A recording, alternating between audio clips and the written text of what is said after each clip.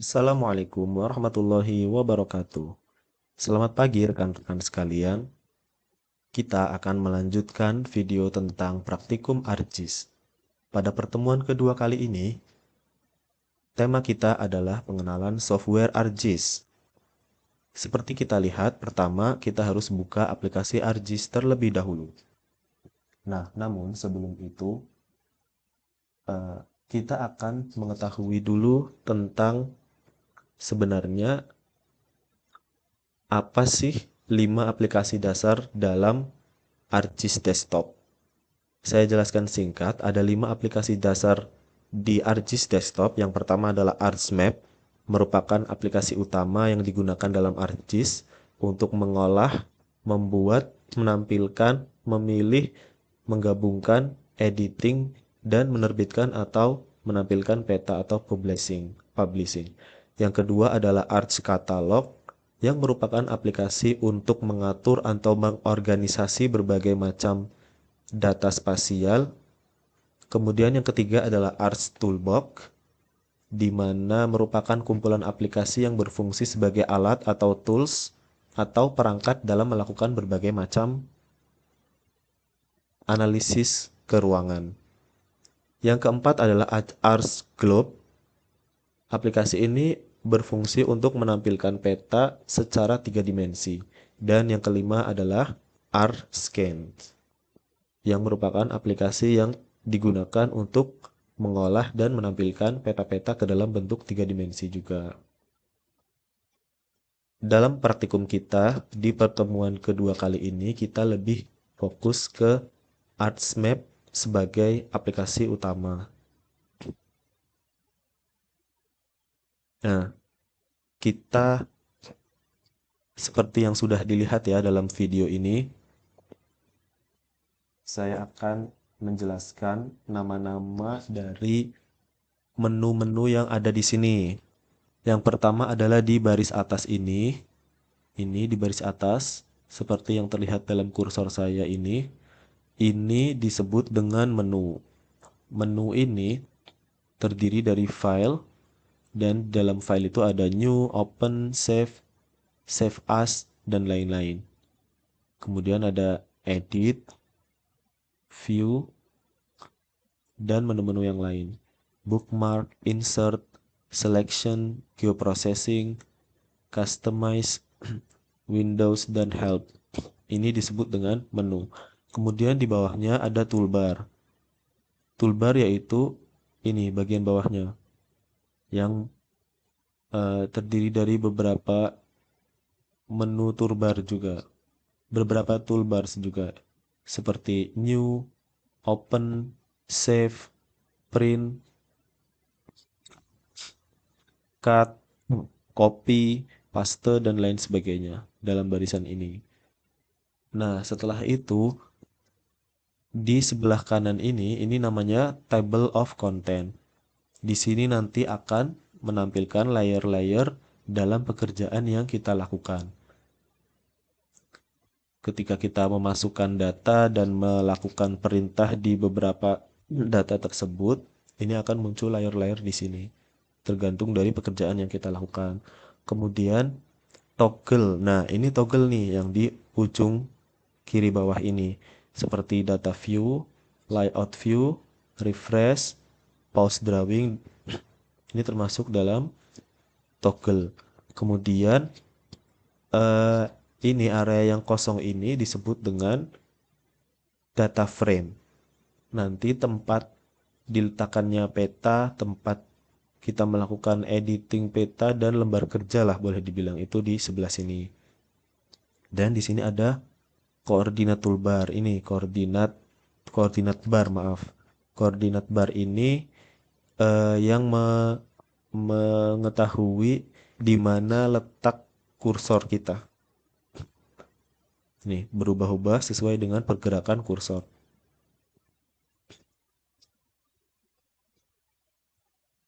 Nah, kemudian sedikit saya akan menjelaskan tentang komponen-komponen berikutnya, yaitu pada menu utama. Menu utama ini yang pertama adalah menu file. Menu file ini fungsi utamanya adalah untuk manajemen dokumen project. Kemudian menu edit adalah untuk operasi data spasial. Kemudian view ini untuk kontrol tampilan dan navigasi peta. Bookmark, insert. Bookmark itu bisa untuk membuat bookmark dan memanage bookmark. Insert ini untuk penambahan elemen kartografi. Selection untuk operasi data spasial. Tools untuk akses tool extension. Customize untuk manajemen Windows aplikasi. Customize itu untuk mengcustom si ArchMap ini mau seperti apa yang kita inginkan. Kemudian Windows ini untuk manajemen Windows aplikasi, dan help jika kita memerlukan bantuan.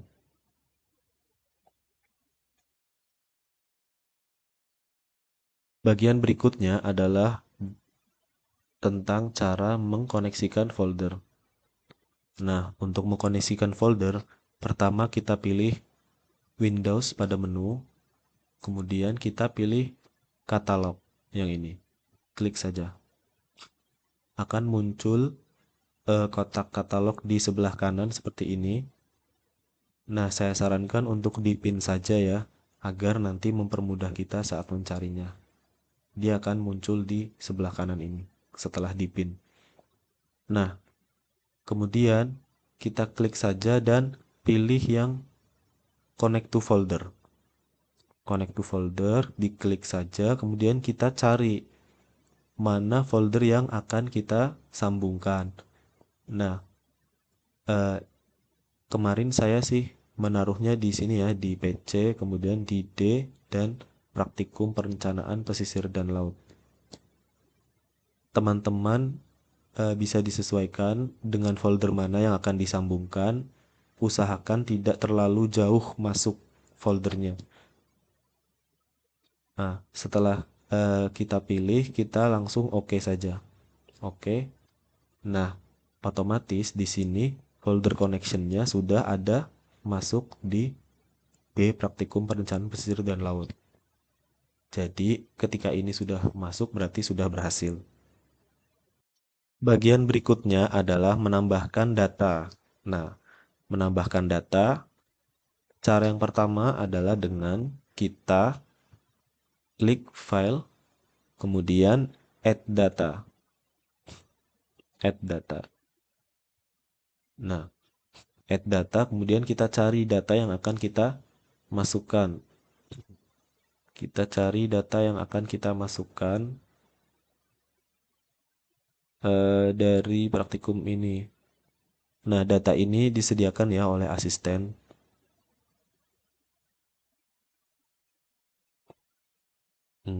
Ulangi. Nah, kita pilih yang filenya SHP ini. Provinsi Indonesia SHP. Data ini disediakan oleh asisten ya. Jadi teman-teman bisa disesuaikan dengan data yang disediakan oleh asisten. Add data. Nah, akan muncul peta yang dimasukkan ke dalam lembar kerja. Konfirmasi berikutnya adalah juga dengan munculnya peta tersebut di layer. Ini artinya sudah terhubung. Itu cara yang pertama. Bisa juga menggunakan cara yang lebih simple, yaitu dengan klik tools add data di sini di toolbar. Jadi tadi bisa dengan file dan add data. Bisa juga langsung dari sini. Dari add data di sini.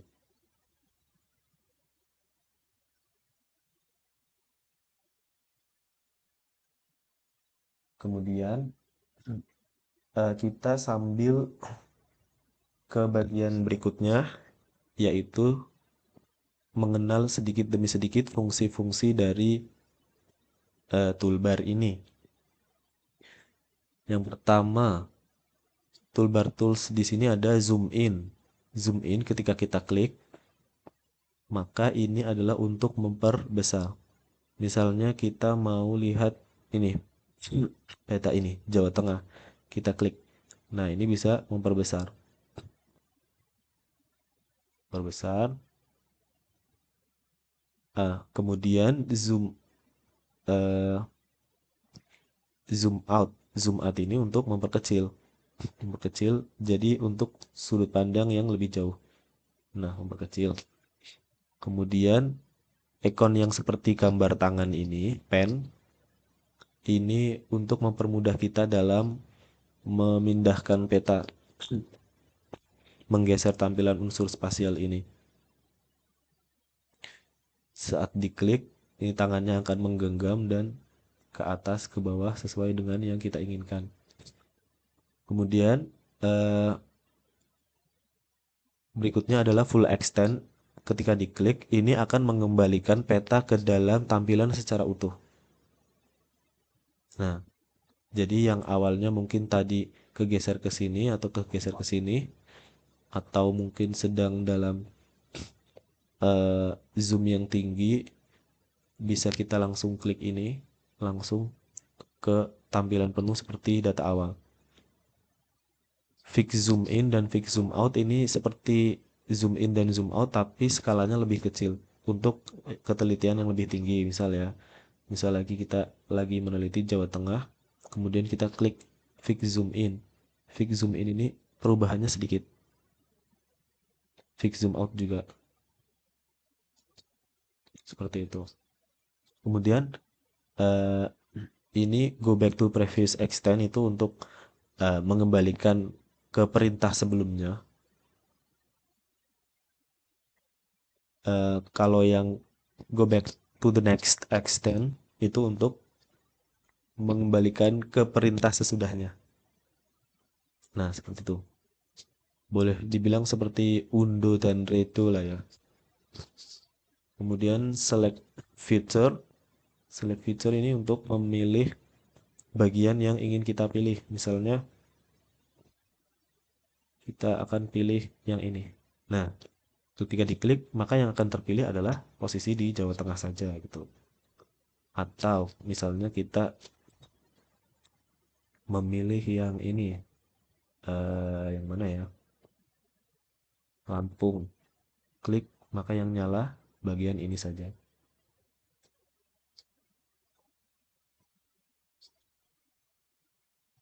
Berikutnya adalah clear selected feature. Ini untuk mengembalikan dari peta yang kita pilih, provinsi yang kita pilih.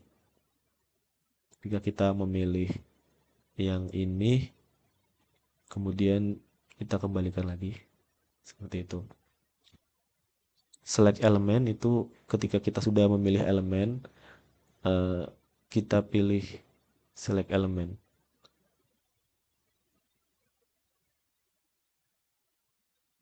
Bisa untuk memilih untuk mengubah ukuran atau memindahkan teks, grafis, beserta objek lainnya pada layar peta ini. Kemudian identify ini juga bisa untuk mengidentifikasi lokasi yang kita pilih. Ketika kita klik, nanti dia akan muncul informasi-informasi tentang, oh ini namanya Kalimantan Tengah, nama provinsinya Kalimantan Tengah, kemudian eh, shape land, shape area, dan lain sebagainya itu akan muncul di sini. Nah, ini hyperlink. Hyperlink itu untuk membuat eh, suatu apa ya, hyperlink lah dari unsur spasial ini. Kemudian eh, ini yang seperti penggaris, measure itu untuk mengukur jarak di atas peta. Jadi ketika kita pilih di sini sampai sini, kita akan mengetahui ukurannya itu jaraknya seberapa gitu. Nah, informasi di sini muncul informasi dari garis yang kita buat. Cara menghilangkannya dengan klik 2 kali. Misal kita klik pertama, ke sini, klik. Kalau mau melepas penggaris ini, klik 2 kali. Nah, sudah. Kemudian ini find ini untuk menemukan atau mencari unsur yang terdapat dalam layar atau data frame tersebut. Nah, sebentar. Mohon maaf. Loading. Nah, find di sini bisa kita ketik saja eh, fitur yang ingin kita temukan, lokasi, dan eh, garis referensinya. Contoh, kita akan menemukan lokasi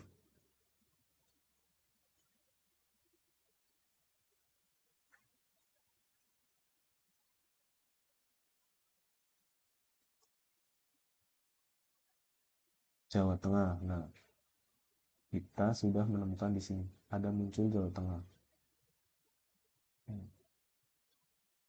Nanti ketika kita klik akan terpilih ke Provinsi Jawa Tengah. Nah, di situ. Ini tadi garisnya masih ini ya, masih kehubung, jadi seperti itu.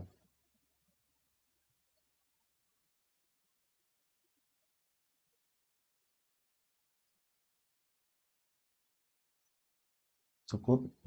Selanjutnya kita akan ke bagian berikutnya. Selanjutnya dari praktikum ini adalah bagaimana cara mengubah warna layar. Mengubah warna layar, cara yang pertama adalah dengan kita klik di bagian layar ini yang kotak warna. Klik kanan, kemudian kita pilih warna yang kita inginkan. Saya misalkan warna ini. Nah, otomatis warnanya akan berubah. Klik kanan pada bagian ini, kemudian pilih warna yang kita inginkan. Itu cara yang pertama. Cara yang kedua bisa juga dengan layar peta ini kita klik 2 kali. Klik, kemudian akan muncul seperti ini. Pastikan pastikan layar kita ini terpilih pada bagian simbologi ya, bukan ini, tapi di simbologi. Simbologi, nah ini muncul simbol warna, kotaknya kita klik saja. Kita pilih warna yang kita inginkan. Oke. Nah, seperti itu. Ini cara merubah warna layar. Baik, berikutnya adalah mengekspor data. Ketika kita ingin mengekspor data, maka kita pilih terlebih dahulu daerah mana yang akan kita ekspor. Bisa dengan select data, kemudian kita pilih provinsinya. Misalnya saya memilih provinsi ini. Kemudian setelah itu, klik kanan pada layar RBI Provinsi Indonesia ini, kemudian data dan ekspor data. Setelah ekspor data, pilih OK. Do you want to add the export data to the maps layer? Pilih OK, pilih yes juga. Nah, di sini sudah muncul, kita tinggal ubah nama sesuai dengan provinsi tersebut. Caranya dengan klik 1 kali, kemudian ganti namanya pada layar. Kita coba lagi ya. Misalnya saya akan memilih provinsi ini. Klik kanan, ekspor data, pilih data, kemudian ekspor data. Oke. Tampilkan di layar. Ganti namanya dengan klik 1 kali.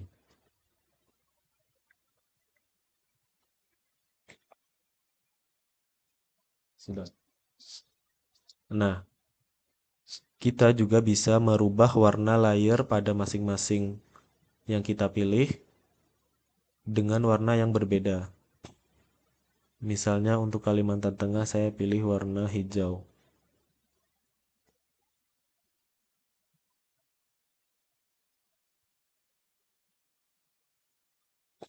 Oh, maaf. Ya, udah. Kemudian untuk Jawa Tengah Untuk Jawa Tengah misalnya saya akan membuat dengan warna orange. Otomatis warnanya berubah. Bisa juga teman-teman melakukannya pada daerah-daerah yang lain. Selain itu, kita juga bisa menyembunyikan dan menampilkan layer sesuai dengan yang kita inginkan. Caranya dengan meng-checklist dan unchecklist data tersebut. Misalnya kita ingin menampilkan bagian Kalimantan Tengah saja. Maka yang Jawa Tengah kita unchecklist dan yang provinsi seluruh Indonesia juga kita unchecklist. Maka data yang ditampilkan hanya provinsi Kalimantan Tengah saja. Begitu juga dengan daerah yang lain. Jawa Tengah kita checklist, Indonesia kita checklist, maka akan muncul semuanya. Itu cara menampilkan dan menyembunyikan layer. Selanjutnya adalah memberi label pada memberi label pada peta. Untuk memberi label, kita bisa dengan klik peta RBI Indonesia ini. Klik 2 kali. Kemudian di sini kita pilih labels. Labels. Kemudian checklist bagian label features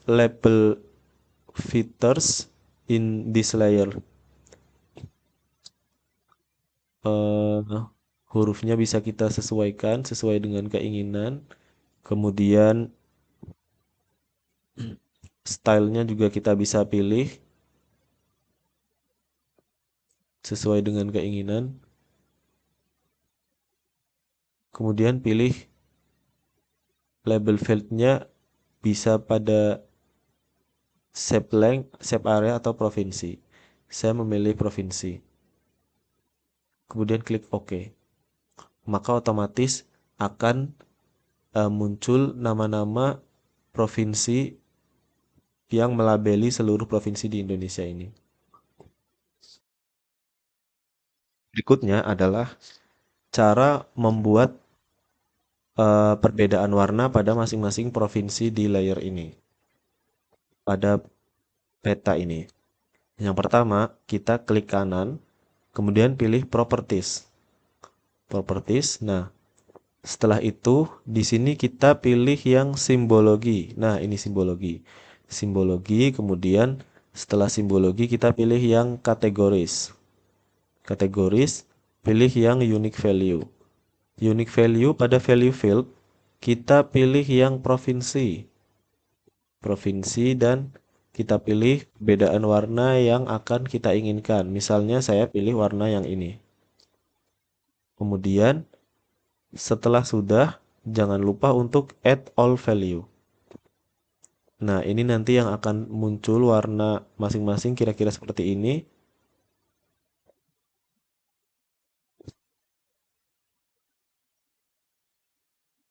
Kita pilih OK.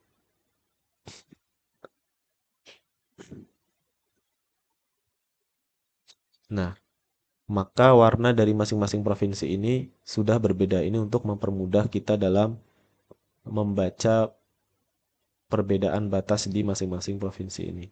Kita juga bisa custom untuk warna di masing-masing provinsi. Misalnya kita pilih salah satu, ini Nusa Tenggara Timur, saya klik. Saya ingin jadikan warna violet misal. Oke, maka Nusa Tenggara Timur akan berubah menjadi warna violet. Papua juga misal. Misalnya Papua saya ingin kasih warna pink. Atau kuning deh, kuning. Oke. Nah, sudah berubah menjadi warna kuning. Nah, untuk mengembalikan menjadi satu warna lagi, caranya adalah seperti tadi, yaitu dengan klik kanan, properties, kemudian pada bagian simbologi ini, pilih fitur, fitur simbol, pilih salah satu warna saja. Oke. Klik oke.